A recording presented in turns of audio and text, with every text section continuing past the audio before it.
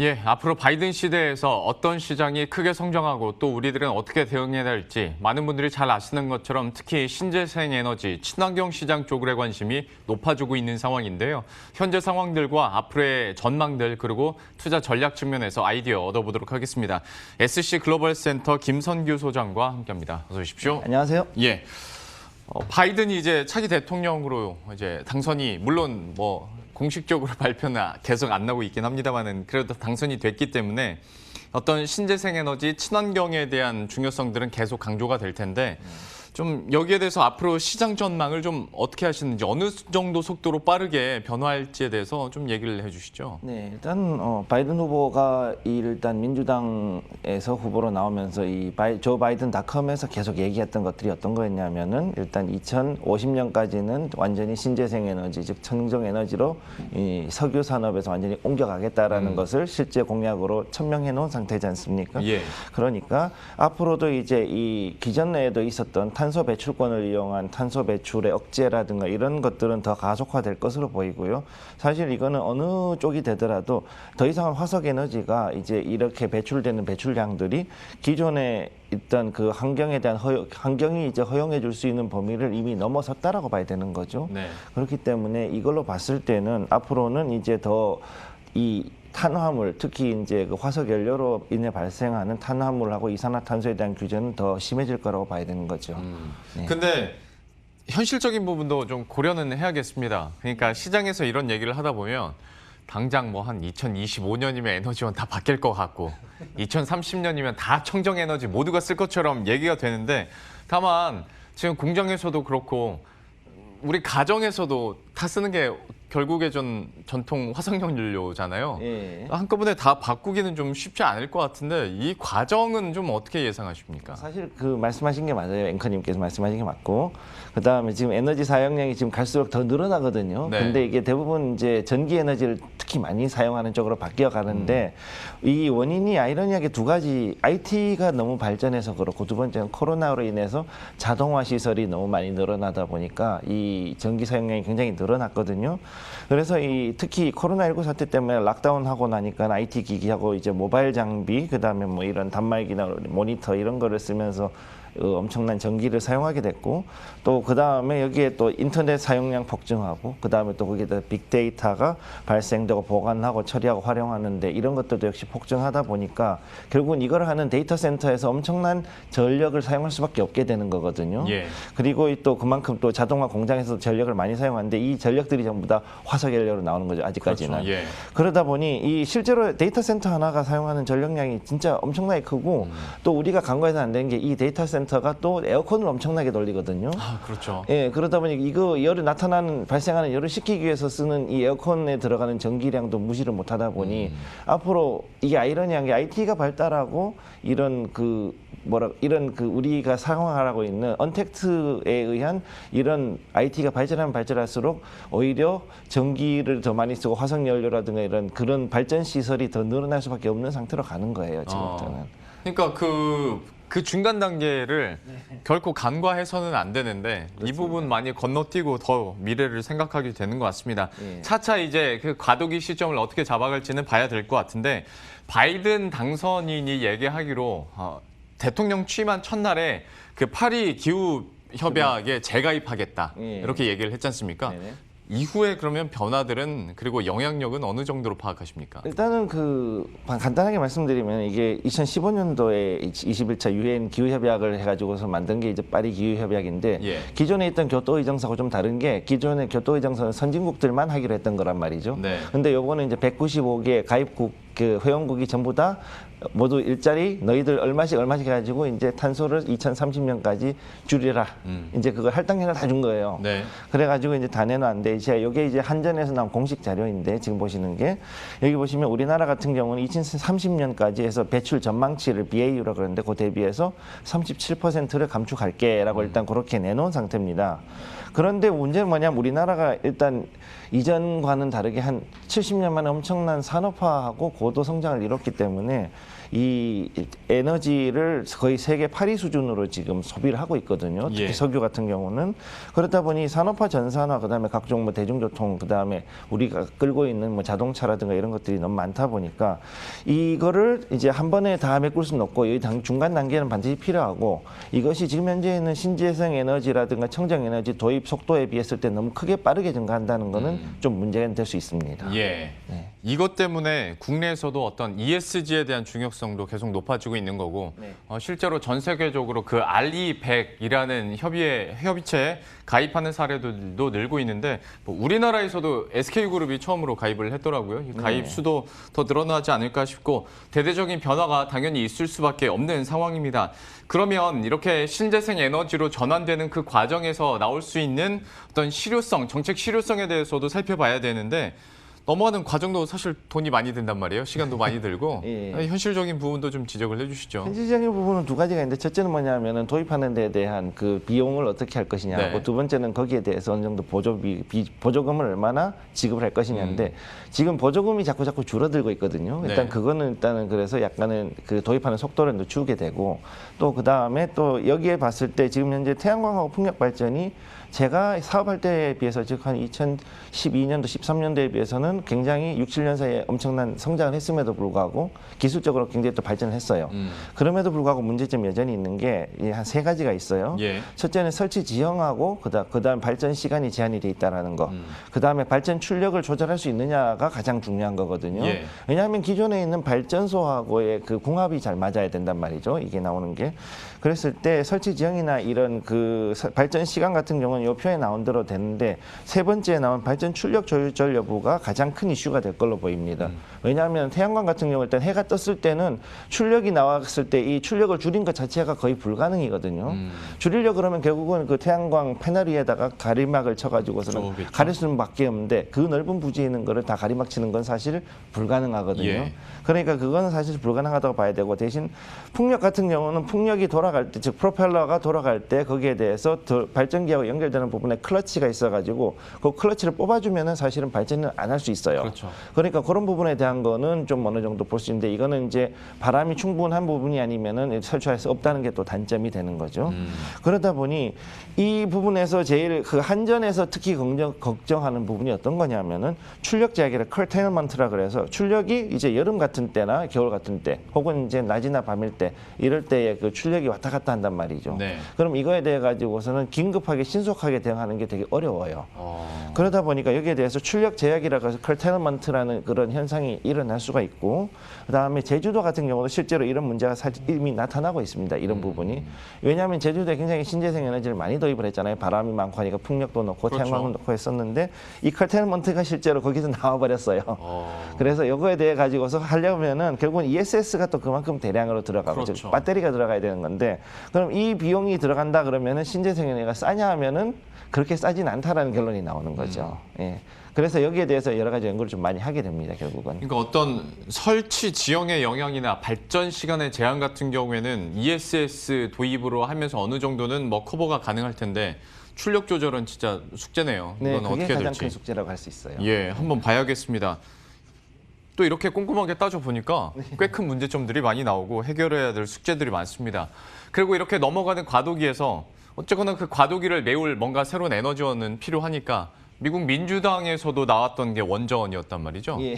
여기에 대해서는 글쎄요, 좀 어떻게 보십니까? 개인적으로는 원전이 우리가 알고 있는 것과는 다르게 생각보다는 좀 안전한 편이고요. 그다음 지금까지 해가지고 한전은 굉장히 여러 가지 그 기술 개발을 해가지고 APR 1400이나 APR 플러스 같은 더 기존에 있던 웨스팅하우스나 아니면 프랑스 방식이나 이런 것보다 훨씬 더 발전된 그리고 안전한 그런 원자로를 한국은 보유하고 있거든요. 네. 그렇기 때문에 여기에 대해 장단점을 앞에다가 일단 내놨는데, 앞에 나눈 것 중에서 장점 중에 제일 좋은 것은 뭐냐면 낮은 발전 단가하고, 그 다음에 여기에서 부산물을 이용한 다른 사업이 가능하다는 건데, 증기가 나왔을 경우에는 중앙 난방이 가능할 수도 있고요. 네. 물론 이제 이거에 대해서는 물론 다른 분들이 좀 많은 반대를 하실 수도 있는데, 생각보다 안전해요, 이 증기가. 그 다음에 두 번째는 뭐냐면 수소 생산할 때 이제 좀 이따 말씀드릴 그런 연구 중인 과제에서 수소를 생산할 때도 이 원전이 상당히 도움이 된다는 겁니다. 그리고 발전을 해서 그 다음에 단점은 역시 모두 알고 계시겠지만은 높은 설치비하고 유지 보수 비용이 들어가고 비용이 예. 많이 들고 그다음 방사능 관련 위험들이 상당히 이제 크다는 거 이것 때문에 이제 많은 분들이 반대를 하고 있는데 실제 이 과도기 에너지로서 원자력 발전이 청정 에너지 즉 그 천연가스하고 일의 축으로 일단은 갈 수밖에 없다라고 저는 일단 보거든요. 예. 그랬을 때 이 가스는 일단은 저공해이면서 동시에 수소를 발생시키고 원전은 역시 전력을 생산하면서 수소를 만들 수 있는 기술을 이끌어낼 수 있다 그러면은 이 두 가지가 결합을 했을 때 서서히 신재생 에너지로 돌아가면서 크게 에너지 공백 없이 갈 수 있는 게 가장 장점이라고 볼 수 있겠습니다. 예. 실제로 지금 카이스트 같은 경우에서도 정용훈 교수님 같은 경우는 파리 기후협약을 준수하려면은 원전은 2030년까지는 지금의 2배, 그다음 2050년까지 한 6배까지는 늘어나야 된다고 얘기를 하고 있는데 예. 이게 단순히 뭐 원전 마피아 논리다 이런 게 아니라 실제 우리가 쓰고 있는 이런 언택트라든가 혹은 이제 자동화된 공장이라든가 이런 거에 대해서 이 용량을 이 프로젝션을 내보면 실제로 그렇게 나온다는 거죠. 그러니까 여기에 대해서 이제 이거를 없이 그냥 단순히 신재생으로 넘어간다 그러면 힘든 거예요, 사실은. 그래서 여기 지금 나오는 자료 이제 요건 중앙일보에서 이제 한 2년 전에 나왔던 자료인데 실제 전력 생산 원가를 한전에서 준 자료를 가지고 이렇게 그래픽으로 만드는 겁니다.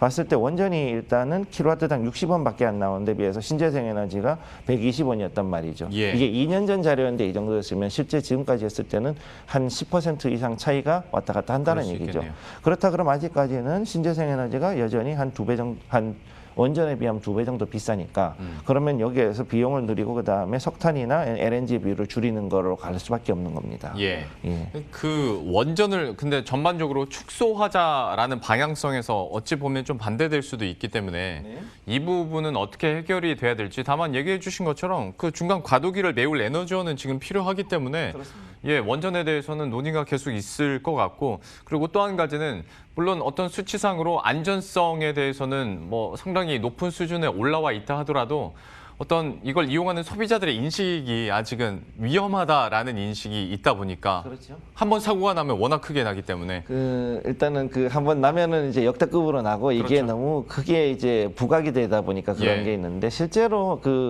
원전 사고는 7단계로 구분이 됩니다. 근데 우리가 알고 있는 후쿠시마라든가 체르노빌 같은 경우는 클래스 7이라 그래가지고 그런 경우는 딱 한 2-3건밖에 없고 예. 제가 한 2주 전에 말씀드린 3마일 아일랜드 같은 경우는 그냥 클래스 5 정도란 말이죠. 그러면 이런 정도의 그런 것들은 거의 일어나지가 않아요. 예. 사실은. 일어났다 그러면은 거의 대부분이 어떤 그 매뉴얼상에서 어떤 결함이라든가 어떤 비는 부분 때문에 생기는 경우가 대부분인데 이 경우에 있어가지고서 한국형 원전 경수로 같은 경우는 굉장히 오랫동안 운영을 하면서 여러 가지 시행착오를 거치면서 한국형에 맞췄고 또 이 원자로하고 그 다음에 발전 부분하고 완전히 분리가 돼 있거든요. 예. 격리가 돼 있기 때문에 절대적으로 안전하게 사용할 수 있다는 게 장점이 되겠습니다. 이 개념이 약간 비행기 사고와 비슷한 것 같습니다. 그러니까 네. 교통수단 중에서 가장 사고율이 적은 수단이 비행기인데도 워낙 한번 사고 나면 임팩트가 워낙 크니까 그렇죠. 사람들이 좀 불안해하는 부분이 있는데 원자력 쪽에서도 좀 비슷한 그런 개념이자 상황에 놓인 것 같고 수소 얘기도 해보도록 할 텐데 수소도 그 이미지를 벗어난 지 얼마 되지 않았습니다. 예. 전혀 다른 건데도 수소하면 수소폭탄 생각이 나니까 그 이미지 바꾸는데도 꽤 노력을 많이 기울였고